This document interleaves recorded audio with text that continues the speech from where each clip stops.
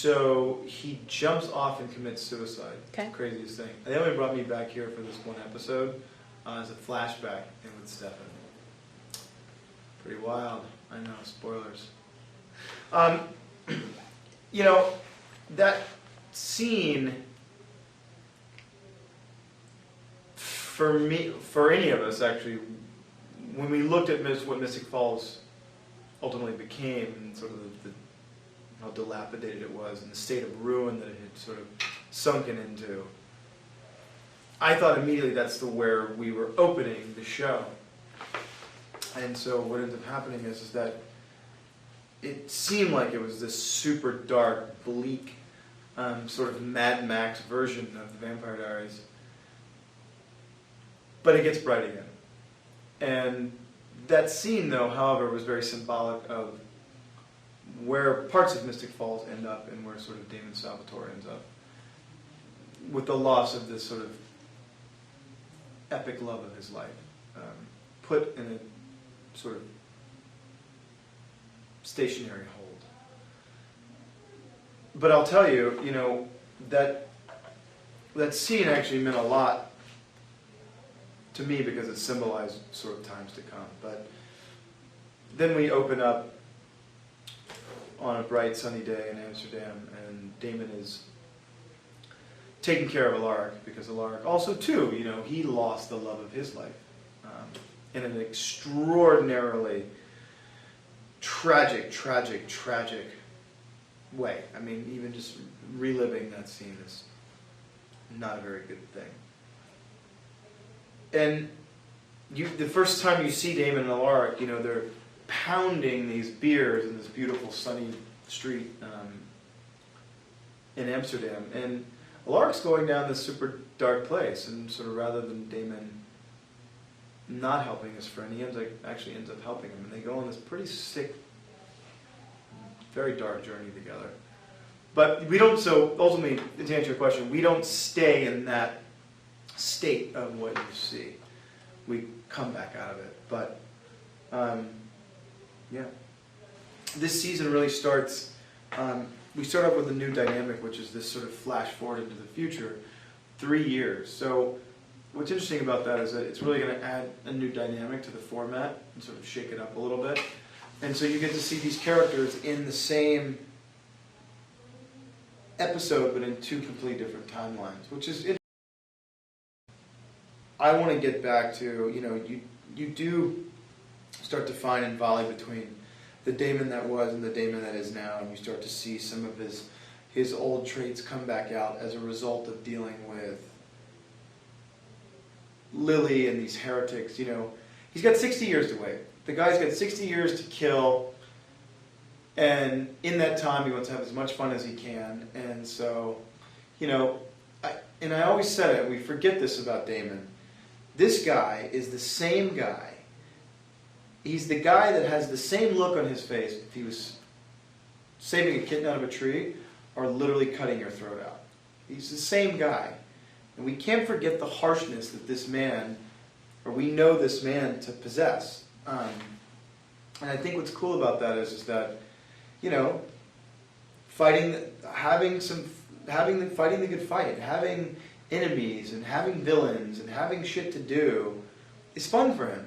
You know, he's totally psychotic in that way. So there's nothing he's afraid of other than just protecting her. And I think what Damon starts to find out is that his need to protect Elena is, you know, it's going to get the best of him. Every time he looks at Bonnie, he only sees not Elena. And so he does love her, and it is an unfortunate situation that they find themselves in, because it's that thing of every time he looks at her, oh, you know, if I just pushed her off the side of this building, I would get Elena back. Oh, if I just let this car run over her, oh, I'd get Elena back. Oh, if I just poisoned her food, or let her choke on that chicken bone, I'd get Elena back. So it's this volley between, I love this woman as a friend, but if something happens to her, I get my girl back. However, not only just because he loves Bonnie, but he really, truly wants to protect her, because if in any event that something does happen to her and Elena wakes up and it's 2016 or 17 or even 2020, she's going to be pissed. And Damon doesn't want to deal with that.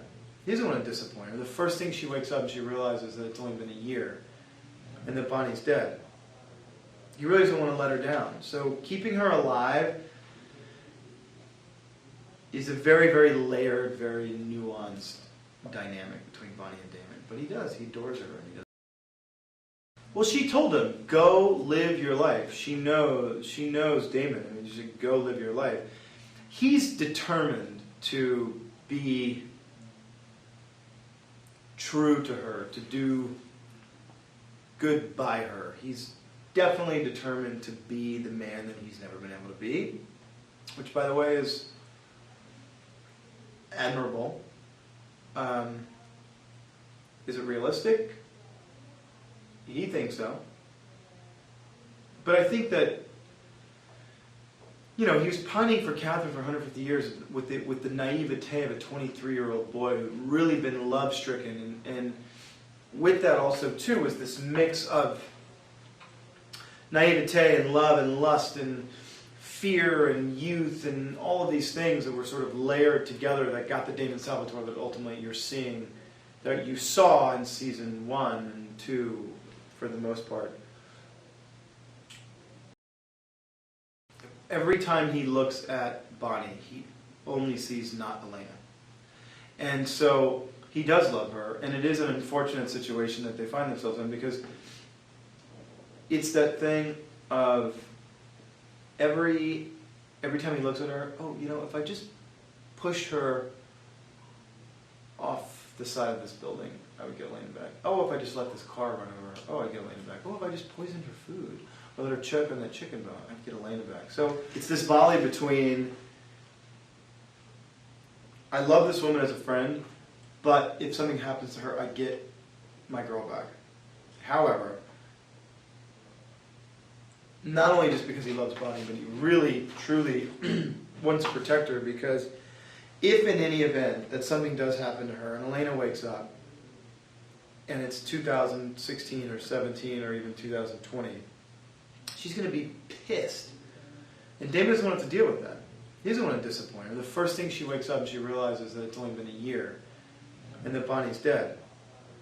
He really doesn't want to let her down. So keeping her alive is a very, very layered, very nuanced dynamic between Bonnie and Damon. But he does. He adores her. And he does. He's no longer the petulant child. He is just pissed. She's really coming in, and for lack of better words, she's fucking up a lot of things. I mean, she took over the town. This is not good. None of this is any good at all, other than it's going to give Damon something to do. I mean, this is not a good thing. His house is gone. His town is gone. He's angry, and justly so. I mean, he's literally furious. His girl is gone. His brother is now, you know, been forced to, in a sense, kowtow to what these heretics deem as ordinance. And people are dying left and right. And he's pissed. He's pissed. There's no two ways about it. And he's going to retaliate. Damon doesn't always make the best decisions. He doesn't think things through very well. I mean, for a 174-year-old guy, you would think he would really utilize problem-solving skills, and he just doesn't. Which actually makes him so much fun to watch, because he's more volatile, and he's pretty predictable sometimes, but at other times he's really not. And that's what makes it